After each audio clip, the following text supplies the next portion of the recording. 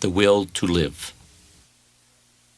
For many people, "you have cancer" are the three most dreaded words in our language. Initially, the diagnosis is always handled with some degree of denial. This allows a person to accept it over a period of time. Sometimes patients are more depressed 6 months later than when they first hear the bad news, because it may take that long to truly hear what they have been told.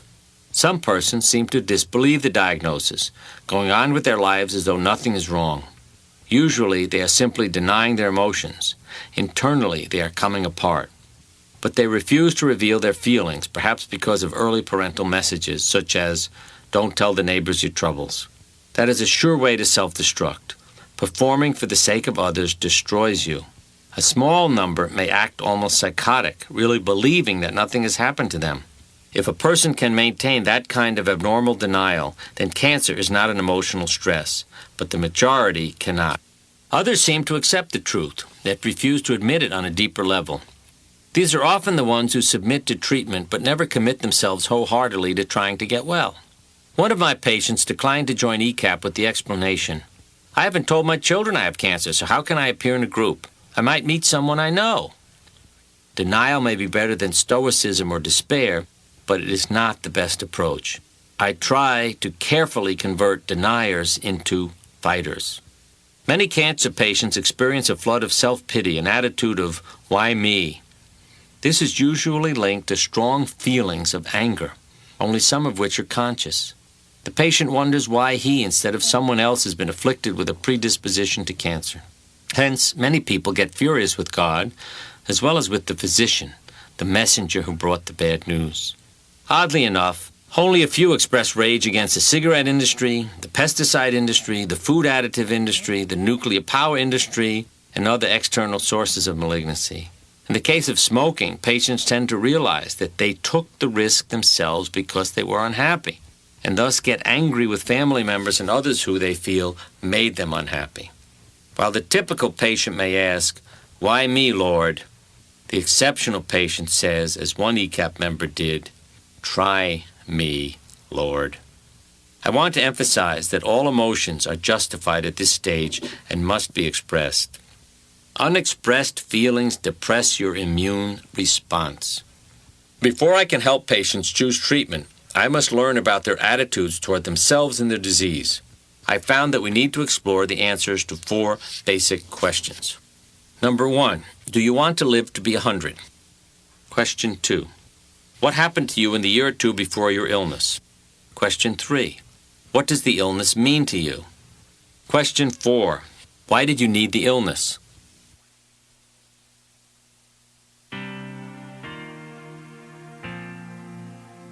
Messages from the unconscious. The mind and body communicate constantly with each other, but most of this communication is on an unconscious level. It's necessary to get beyond the verbal conscious level to make sure that what the patient says is what he really feels. The surest way to do this is by examining images from his unconscious mind. These images surface spontaneously in dreams, which sometimes can be used to diagnose physical illness, as Carl Jung was able to do. Often, however, dream interpretation is difficult even for an experienced psychotherapist. Fortunately, there is a simpler, more reliable way to reveal unconscious beliefs. The doctor merely asks the patient to draw a picture. I give all new patients the following instructions. 1. On a white sheet of paper held vertically, draw a picture of yourself, your treatment, your disease, and your white blood cells eliminating the disease. Please have all colors of the rainbow, brown, black, and white, available to you, and use crayons. Number 2. On a separate sheet of white paper, held horizontally, draw another picture or scene in color using crayons.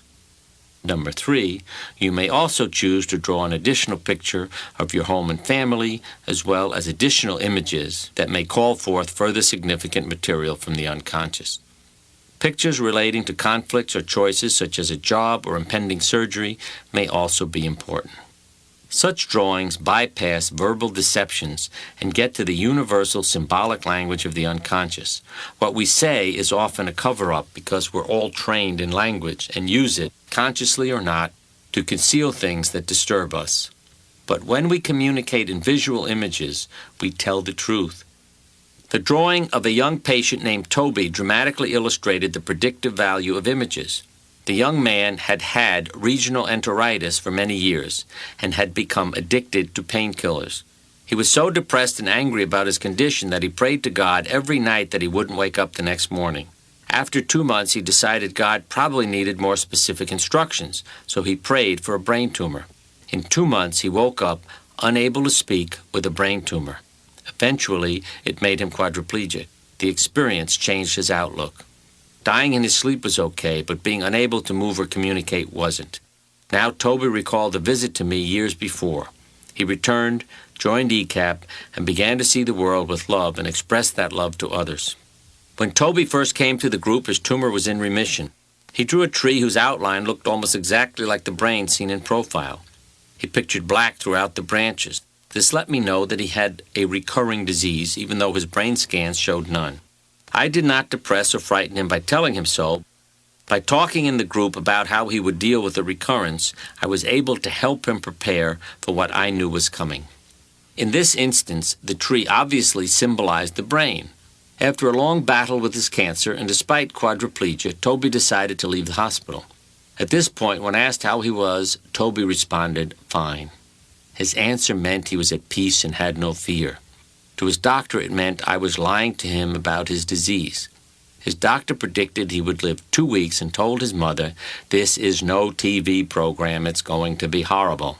His family was able to create a warm, supportive environment, and with love, his only therapy, he improved to the point where he could move his arms again.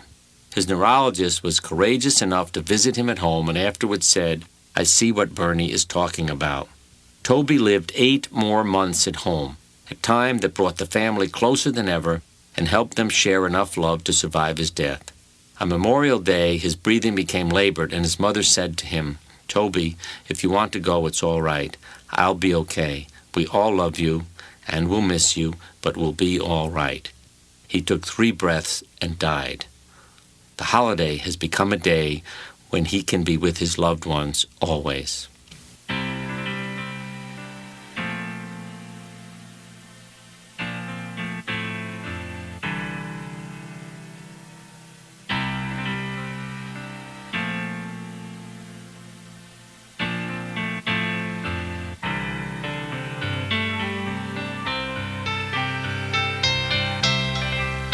No matter what their content, the mere fact that a patient is willing to make the drawings shows a basic desire to survive. Some patients are unwilling to do even this much work, a clear message that they don't want to participate. They say things like, "I lost the crayons," "I can't find the instructions." Others call from out of state to say they'll come to a group meeting tomorrow. I tell them, "Wait, there's some homework first, some reading and some drawings." "Fine, I'll have it done by tomorrow." It's this type of aggressive patient who has the best chance.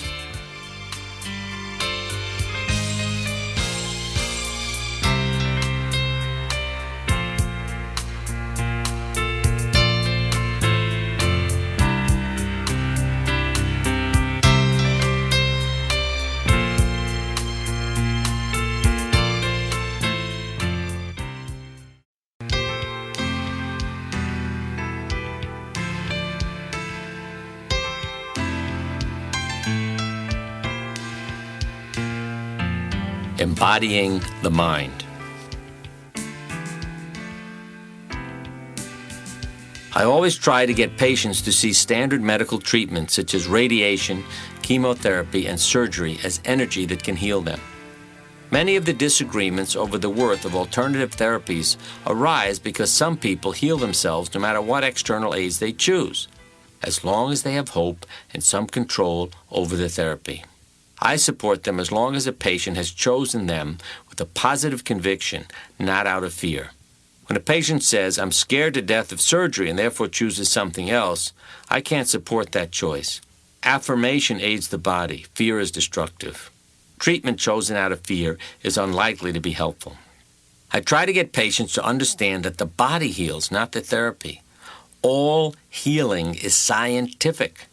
At a recent conference, someone told me he knew someone on a macrobiotic diet, someone else on a diet exactly the opposite, and a third person on chemotherapy and radiation. All three got well, and this person couldn't understand how the body could accomplish this or how the treatments made any sense. But the body can utilize any form of energy for healing, even plain water, as long as the patient believes in it. Let's say I recommended eating 3 peanut butter sandwiches a day to cure cancer. Some people would get well and claim it was the peanut butter that did it. Then even more people would have hope, eat peanut butter, and get better too. But we know it's not the peanut butter. It's their hope and the changes they produce in their lives while they're on the new therapy. The most important thing is to pick a therapy you believe in and proceed with a positive attitude. Each person must chart his own course.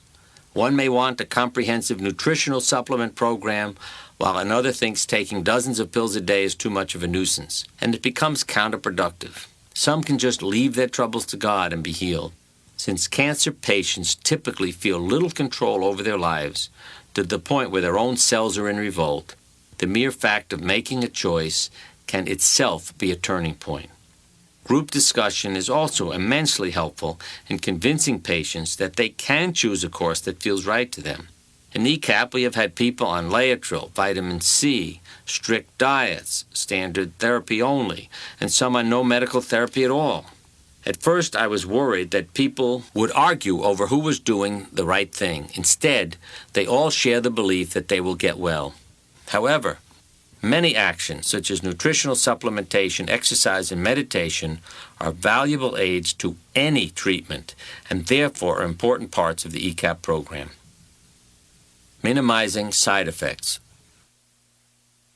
I don't try to browbeat people into receiving radiation or chemotherapy if they think these are toxic, because they'll prove themselves right. They'll have every possible side effect and then say, "Look, what this has done to me. I shouldn't have listened to you." Or they'll resist more directly by simply flushing the medicine down the toilet. Dr. Alexandra Levine found that 60% of patients in a survey she conducted had no trace of medication in their blood samples. Yet chemotherapy statistics are based on the assumption that all patients take their drugs. Many oncologists now insist that patients take the pills under supervision, but an open, trusting relationship would be better.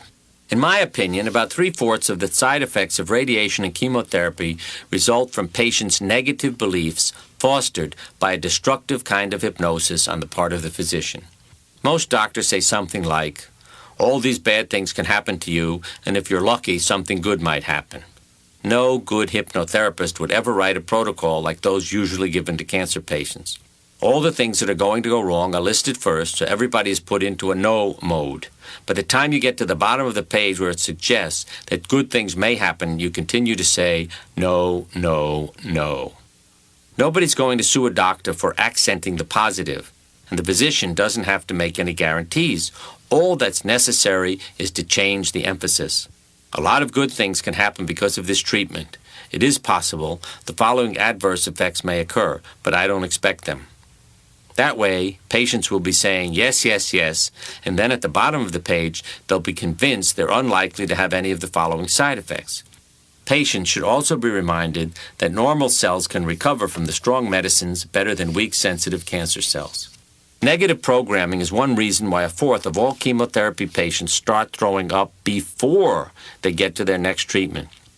Behavioral scientists have shown that the techniques used to conquer phobias can eliminate this anticipatory nausea, but they are usually not needed when chemotherapy is given in a sharing doctor-patient relationship, along with imagery training and attention to the patient's emotional problems.